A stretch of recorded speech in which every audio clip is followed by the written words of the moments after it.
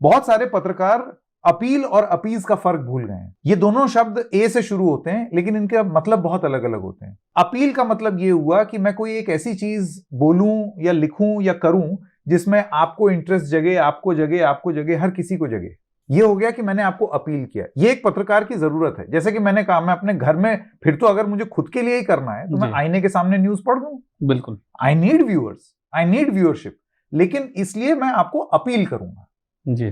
Problem ये आने लगी कि लोगों ने दूसरा ए चुनना शुरू कर दिया, अपीज, जिसका मतलब होता है तुष्टीकरण। जी। इसका मतलब ये है कि आपके बायसेस और आप जैसे कुछ लोगों के बायसेस को मैं, भले ही मैं उसमें विश्वास नहीं करता हूं, लेकिन मैं जानता हूं कि अगर मैं आपके जैसी बात करूंगा तो मुझे आप व्यूअर बन के आ जाएंगे। अब क्या है कि मैं क्योंकि अपीज कर रहा हूं, मैं कभी आपकी बुराई नहीं करूंगा, नहीं तो आप तो छिटक के चले जाएंगे। तो ये हो गया अपीजमेंट। मेरा बस यही कहना है पंकज जी, हम लोग पत्रकार नेता कब से बन गए? ये तो नेताओं का काम होता है तुष्टीकरण, कि ये मेरा वोट बैंक नाराज ना हो जाए, ये फलाना प्रतिशत ये वोट बैंक नाराज। उसी तरीके से पत्रकार व्यूअर बैंक ढूंढने लगे। ना मुझे वोट बैंक चाहिए ना व्यूअर बैंक चाहिए, बात जो सही हो, भले ही वो लोकप्रिय हो या ना हो।